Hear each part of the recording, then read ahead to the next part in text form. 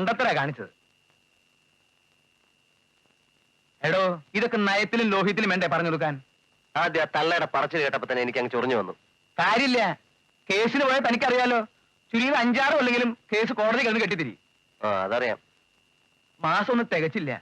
ഞാൻ പെങ്ങളുടെ ഭർത്താവിനോട് എന്താ പറയാ? കുറച്ച് കാപ്പി എടുക്കട്ടെ? ആദ്യം ഇതിലൊരു തീരുമാനം ഉണ്ടാവട്ടെ, അതിനുശേഷം അവൻ കാപ്പി. ഞാൻ എന്താ ഇപ്പൊ ചെയ്യേണ്ടത്? വളരെ സ്നേഹപൂർവ്വം താണുകയാണ് അപേക്ഷിക്കും. തന്റെ കഷ്ടപ്പാടുകൾ പറഞ്ഞ് മനസ്സിലാക്ക്. കഷ്ടപ്പാടൊന്നും അവറ്റോളോട് പറഞ്ഞിട്ടൊരു കാര്യമില്ല. മാനം ഒന്നും കളയാൻ പറ്റില്ല. പിന്നെ പറഞ്ഞ സ്നേഹം കൊണ്ടും നയം കൊണ്ടും ഒരു കളി കളിച്ചു നോക്കാം. അഥവാ ഇച്ചിരി വൈകിപ്പോയാൽ അത് മാത്രം നടപ്പില്ല. അല്ല, പറഞ്ഞേ ഉള്ളൂ. ചേച്ചി, ഇത് ടീച്ചർ തന്നതാ. ഭക്ഷണ വസ്തുക്കളെ 7ആയി തരംതിരിച്ചിരിക്കുന്നു.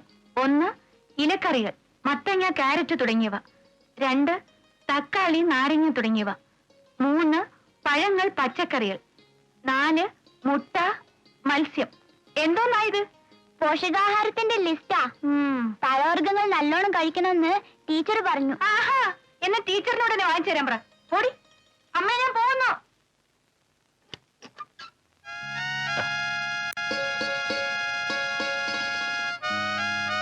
ഞാൻ ഇന്നലെ വളരെ മോശമായിട്ട് പെരുമാറിയല്ലേ?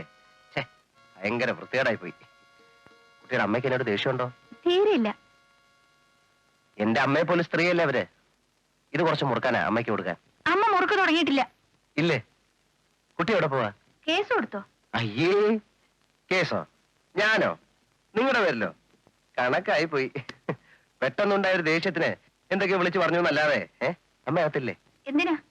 വെറുതെ കാര്യങ്ങളൊക്കെ പറഞ്ഞിരിക്കാൻ. വേണ്ട, ഇന്നലത്തെ നിങ്ങളുടെ സംസാരം തന്നെ അമ്മ ആയുഷ്കാലം മുഴുവനും ഓർമ്മിക്കും. കുട്ടിക്ക് എന്നോടുള്ള പിണക്കം തീർന്നില്ലല്ലേ? അതിന് നമ്മൾ തമ്മിൽ ഇണങ്ങിയിട്ടില്ലല്ലോ. അനിയത്തിയായിരിക്കും. എനിക്ക് ഓഫീസിൽ പോണം. വെക്കുള്ളൂ. ഞാൻ അമ്മയായിട്ട് വല്ല തമാശയൊക്കെ പറഞ്ഞിരിക്കാം. ആളുകളെ ഉപദ്രവിക്കാൻ തന്നെയാണ് തീരുമാനം അല്ലേ? ഇവിടുത്തെ കാര്യങ്ങളൊക്കെ അന്വേഷിക്കുന്നത് ഞാനാണ്, അമ്മയല്ല. എന്താ ഉമ്മർക്ക് ഇയാള് പിന്നെ ശല്യപ്പെടുത്താൻ തന്നെ പുറപ്പാട്. എനിക്ക് പോണം. ഉമ്മർക്കൊന്ന് പറഞ്ഞ് മനസ്സിലാക്കി കൊടുക്ക്. ധൈര്യമായിട്ട് പോ.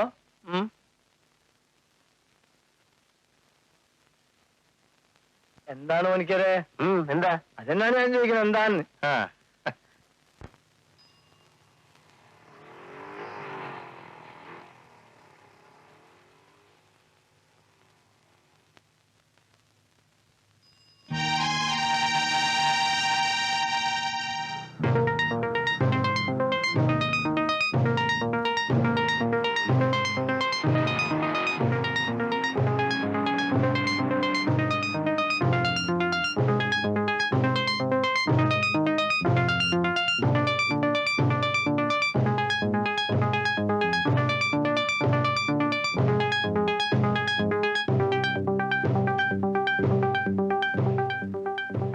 ഹൗസ് ഓണറിന്, നിങ്ങളോടല്ല, ഒരു ഹൗസ് ഓണറിന് അയാളുടെ വാടകക്കാരോട് സംസാരിക്കാനുള്ള അവകാശമില്ലേ?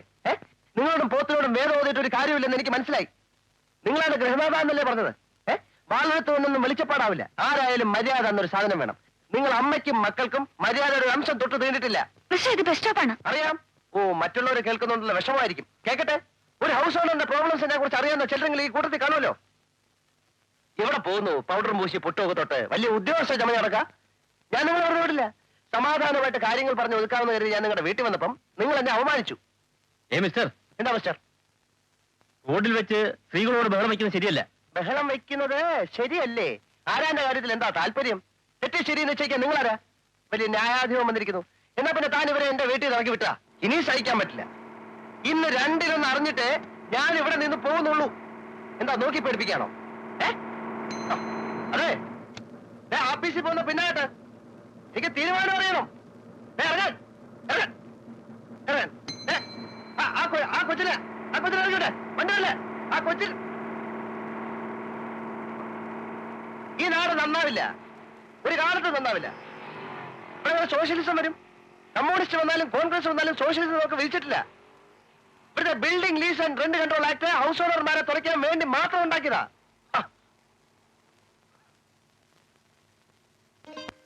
ഒന്നും മിണ്ടാതെ വന്നത് ശരിയായില്ല. 4 ആളുകൾക്ക് 4 ചേച്ചേ, അയാളെ പോലെ നമ്മൾ സംസ്കാരം ഇല്ലാതെ പെരുമാറിയാലോ? എന്ത് സംസ്കാരം?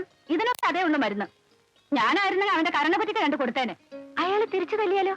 പെണ്ണുങ്ങളെ തല്ലിയാവാൻ വിവരം അറിയും. നീ കണ്ടിട്ടില്ലേ, ഇങ്ങനെയുള്ള കേസുകളിൽ ജനപിന്തുണ സ്ത്രീകൾക്കായിരിക്കും. തൊലിവെളുപ്പുള്ള പെൺപിള്ളേർക്ക് വേണ്ടി ത്യാഗം ചെയ്യാൻ ആളുകൾ ഒരു ചാൻസ് നോക്കി നടക്കുക. ചേച്ചി വിചാരിക്കുന്നത് പോലെ അത്ര എളുപ്പമുള്ള കേസല്ല അയാള്.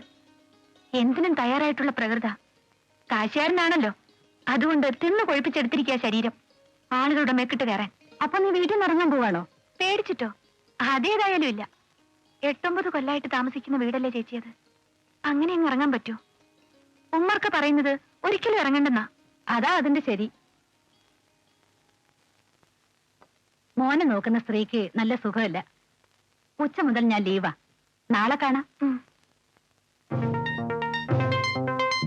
പ്രോവിഡന്റ് ഫണ്ടിൽ നിന്ന് ലോൺ എടുക്കുക നിവൃത്തിയുള്ളൂ. അരിയേഴ്സ് എല്ലാ കാലത്തും അരിയേഴ്സ് ആയി നിലനിൽക്കും. അതെ, പിന്നെ ഇനി പെൻഷന്റെ കൂടെ നോക്കിയാൽ മതി.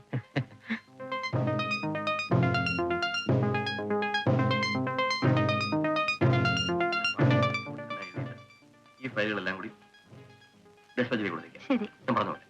പിന്നെ ഈ ഫയൽ ഉണ്ടല്ലോ. Know that. ഞാൻ ആ കുട്ടിയുടെ ഹൗസ് ഓർഡറാ. ഞങ്ങൾക്ക് ഒരു പ്രോബ്ലം സംസാരിക്കാനുണ്ട്. ഓഫീസ് സമയത്ത് ആരെയും കാണാൻ ഓഫീസ് ടൈമിൽ പറ്റും. ഞാൻ ഹൈക്കോടതി വരെ സോറി ഓഫീസ് ടൈമിൽ ആളെ കണ്ട് സംസാരിച്ചിട്ടുണ്ട്.